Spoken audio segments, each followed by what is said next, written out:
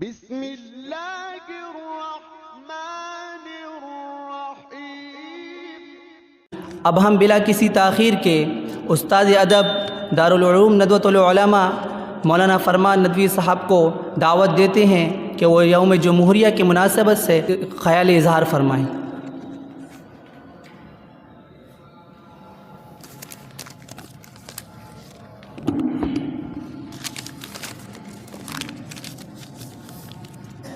الحمد لله رب العالمين والصلاة والسلام على سيد الأنبياء والمرسلين محمد وعلى آله وصحبه أجمعين أما بعد۔ حضرت محترم صاحب دامت برکاتہم، حضرات اساتذہ کرام اور عزیز طلباء، آج کا دن آزاد ہندوستان میں 26 جنوری کے نام سے متعارف ہے، اور یہ ایک یادگار دن ہے۔ 26 جنوری ہو یا 15 اگست ہو، دونوں جشن کے طور پر منائے جاتے ہیں۔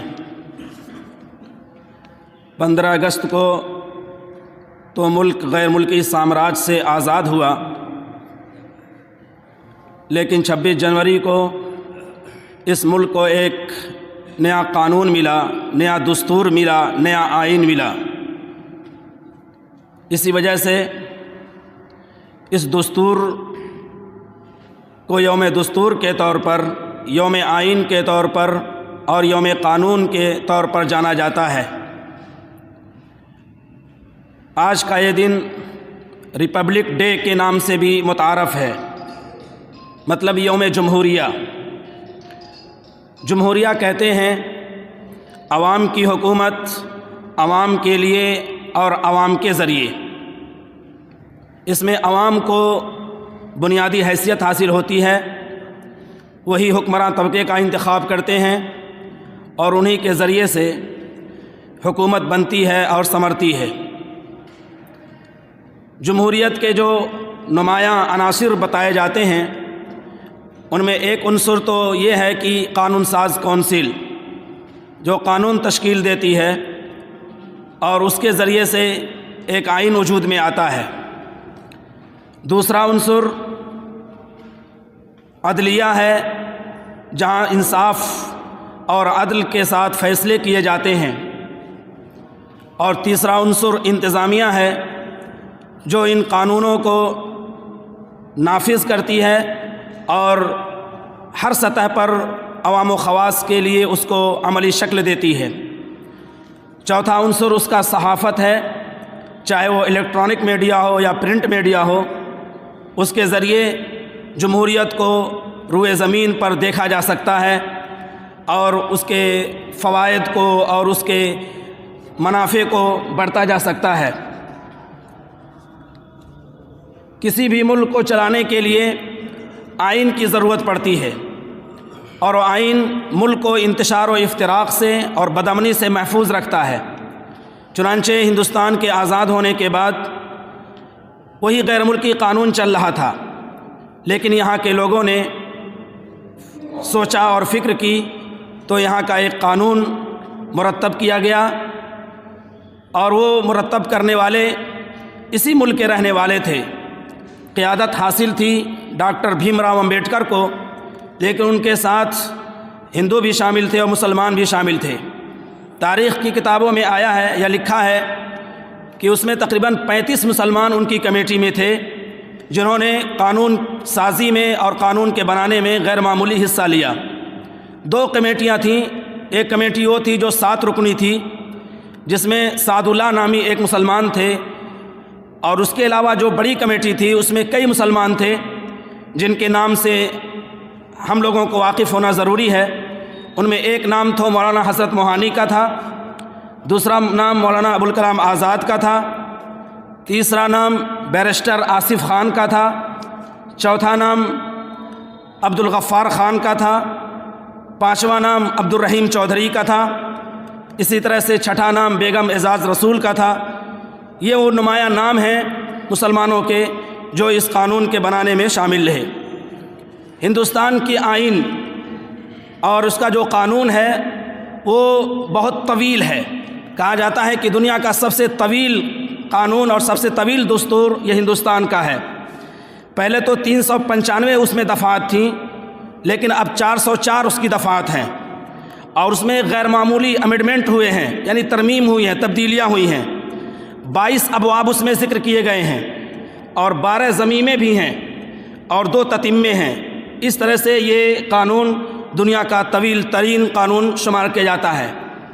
یہ بھی تاریخ میں لکھا ہے کہ امریکہ کا جو قانون ہے سب سے مختصر ہے، اور وہ اس کو مختصر قانون کے طور پر تسلیم کیا جاتا ہے. اس قانون کے جو اس ملک کا قانون ہے اس کی نمایاں خوبیوں میں ایک خوبی حق مساوات ہے، دوسری خوبی حق آزادی ہے، تیسری خوبی ثقافتی اور تعلیمی حقوق ہیں. اس موقع پر وہ دفعات آپ کے ذہن میں ہونی چاہیے جو حق مساوات کے تعلق سے قانون میں لکھا ہوا ہے.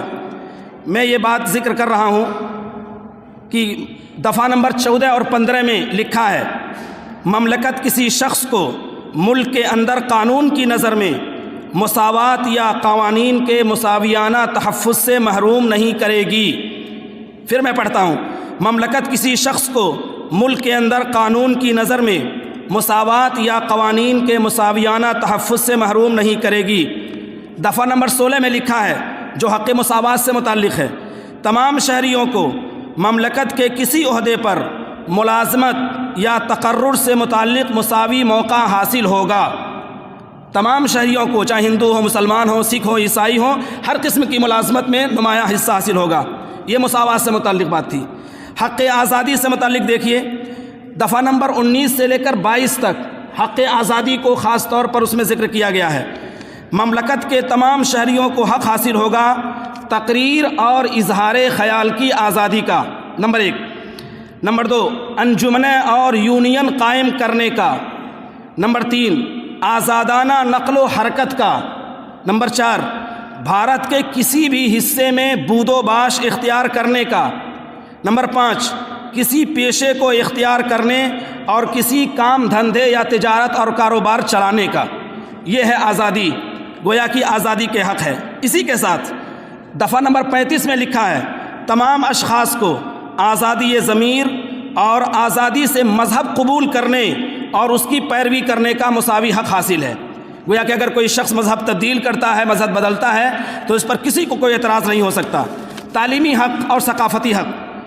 آج کل ایک ساتھ سول کوڈ کا راگ الاپا جا رہا ہے، اور ہندوستان کی خوبصورتی تو یہی ہے کہ یونیٹی ان ڈائیورسٹی، یعنی کثرت میں وحدت. لیکن یہاں کے جو ثقافتی اور تعلیمی حق ہیں اس کو دیکھنے کی ضرورت ہے. دفعہ نمبر 29 میں ہے کہ بھارت کے علاقے میں یا اس کے کسی بھی حصے میں رہنے والے شہری کے کسی طبقے کو جس کی جداگانہ زبان، رسم الخط یا ثقافت ہو، اس کو محفوظ رکھنے کا حق حاصل ہے. زبان، ثقافت اور رسم الخط، اس کو محفوظ رکھنے کا حق حاصل ہے. اور اسی دستور کے دفعہ نمبر 30 میں لکھا گیا ہے، تمام اقلیتوں کو خواہ وہ مذہب کے نام پر ہوں یا زبان کے، اپنی پسند کے تعلیمی ادارے اور ان کے انتظام کا حق حاصل ہے. یہ وہ چیزیں ہیں جو ہماری بنیادی حقوق سے متعلق ہیں، ہمیں یہ معلوم ہونا چاہیے. اور خاص طور سے یہ جو جھنڈا تین رنگ کا ہے، ترنگا کہلاتا ہے، اس میں ایک رنگ ہے جو سبز ہے، جو ہمیں ہریالی اور شادابی کا پیغام دیتا ہے. دوسرا رنگ سفید ہے جو امن اور شانتی کا پیغام دیتا ہے. اور تیسرا رنگ کیسریا ہے جو سرفروشی اور قربانی کا پیغام دیتا ہے. اور ایک چکر ہے، اس میں 24 تیلیاں ہیں جو بتاتی ہیں کہ انسان کو ہمیشہ جدوجہد کرتی رہنی چاہیے، ہر دم رواں دواں اور ہر دم جواں رہنا چاہیے، اور کسی پہ لمحے بھی توقف نہیں اختیار کرنا چاہیے. اللہ تعالی ہمیں اس دن کی اہمیت کو سمجھنے کی توفیق عطا فرمائے، اور جو قوانین ہیں ان پر عملی شکل بھی سامنے آئے. وآخر دعوانا الحمدللہ رب العالمین.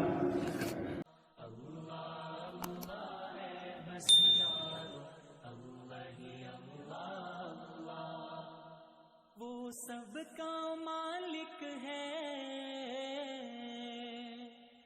وہ سب کا مالک ہے، جس کا عرش معلا. اللہ اللہ ہے بس یارو، اللہ ہی اللہ.